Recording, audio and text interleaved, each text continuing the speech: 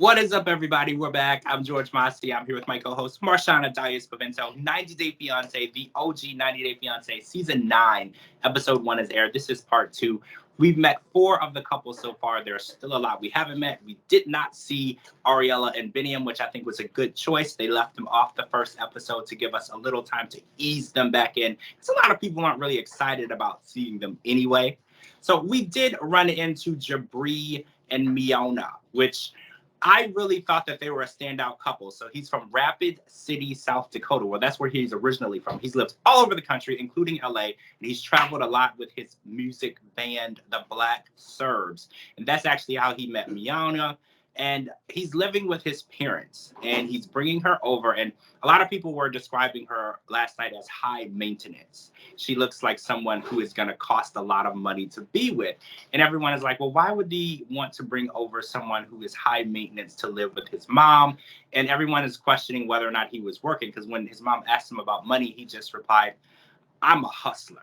You know, that's never a good answer when you're asking somebody if they're working or not. And everyone is just thinking that this isn't going to work because it doesn't seem like he's going to be able to keep her happy. What do you think? Listen, shout out to Jabari in South Dakota. I have family in Sioux Falls, so I've been to South Dakota. It's a lovely place. Good to see him here. I don't know why men are such victims to, I'm going to be frank, tits and ass. You know, this is clearly a snare that has been set. And these girls, they do it. They set these snares by showing and bearing everything on social media, and men continuously fall.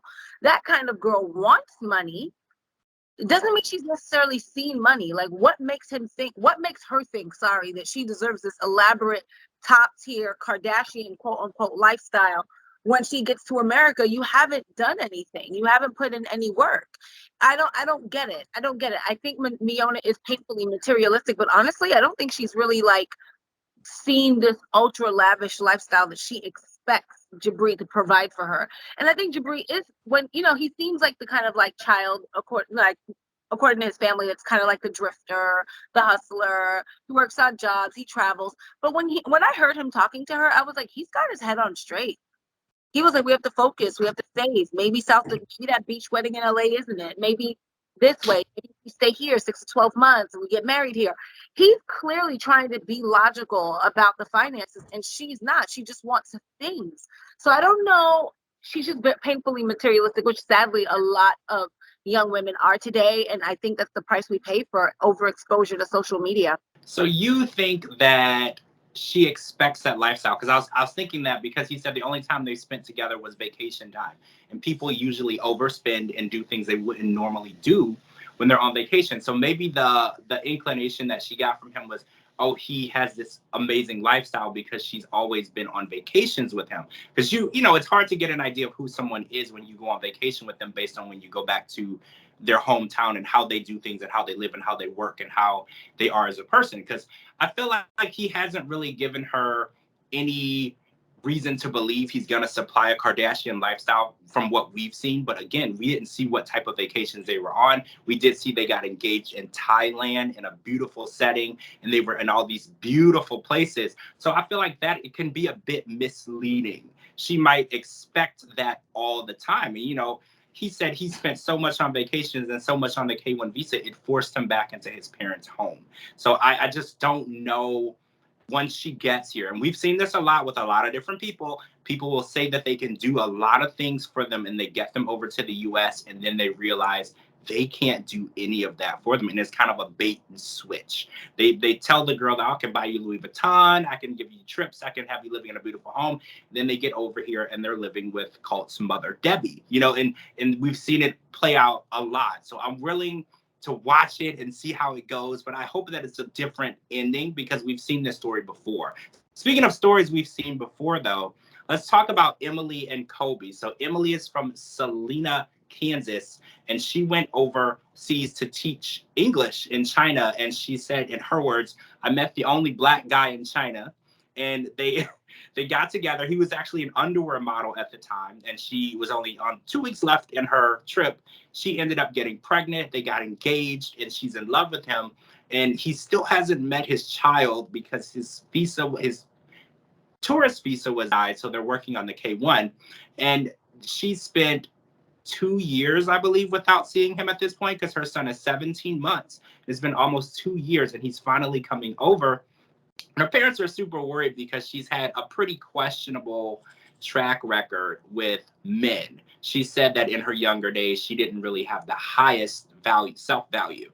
So her parents are worried that he's coming over here just to, live off of them. And that's a valid question because she said he's no longer modeling. He's no longer doing the things that he was doing when she met him. So how do you feel about this couple? What stood out? Well, listen, I agree. What's the gentleman's name again? I keep getting it wrong. Kobe. And the son's name is Coben. Yeah, because I'm like Kobe. It sounds well, anyway. Kobe, I can relate because when I was in China, being Black in China was being a celebrity. I was like, this must be how celebrities feel. Everywhere we go, people wanted pictures with us. We caused such a commotion at the Great Wall and everywhere else we went. So I get it. Because if you're Black in China, you are standing out and people are paying you attention. So I can see how maybe she fell for him or whatever. But you know what? Obviously, this young lady, she is a series of unfortunate events and decisions. And I get the sense watching this that her parents have always bailed her out because there was a point last night where her father was like, so I'm picking up the tab, and the dad was kind of saying that. And she was just like, yeah. There was no real like, Dad, I appreciate this, or Dad, I'm so sorry, but think of your grandchild. This is your grandchild's father. Like, let's do. No, she makes really, really bad decisions. And I feel sorry for the level-headed sister who has been the good kid, who's been making the right decisions all of her life, because those kids tend to get the rotten end of the stick because the parents usually divert all of their assets, time, resources to the wayward child. And that's what I see happening. No, I'm happy for the baby, that the baby will meet the dad. And that's, I think, really, really super duper important. But other than that, this girl needs to get her lazy self out of her parents' house and make a way for her child on her own. With the child's father or not, you can't continue to live where mommy and daddy get free childcare, free room, free board, and you're doing nothing. I agree. At 29, it's crazy to have to go back to your parents' house. And, there are times where like COVID shut down jobs and people weren't having to go back to their parents' homes. And we see Jabari is back in that situation as well. I just feel like she doesn't have to try as hard because her parents are always there. And we saw this a lot with Ariella as well. You don't have to really try as hard when your parents are there to bail you out. Like you said, you don't feel the necessity to take care of yourself. It's never been that way, and it's never going to be that way. She's even bringing a whole man to live with them and having her dad take the tab for that as well, because it's just something that her parents will do. They won't say no. And I said this last night in a tweet, tough love is the best type of love. Tell her if she wants to bring him over here, she should get a place, have a place for him to go and be able to take care of him. I guarantee you the fire underneath her would make that happen. Because get a job. Like your mom and I provide childcare for you. So it's not like you have to waste your money on daycare. Go get a job. You don't have to worry about the baby during even part-time. Go do something. We're here to look after the kid. Go work. Yeah, you're right. It will be really easy. And she has the family. All right. So those are all the couples we met so far. I believe there are 3 more that we have not met. So we will be working on meeting everyone over the next 3 episodes. I'm really excited about it. I'm super happy. I love seeing new faces and new stories. This last story was kind of familiar because Kalani also got pregnant on vacation. And, a lot of people have been getting pregnant on vacation on the show. It's a recurring theme. Guys. Phenomenon. I don't get it. Wrap it up on vacation. Nothing can stay on vacation if you don't wrap it up. You don't want to bring any living souvenirs back. Keychains and t-shirts are great.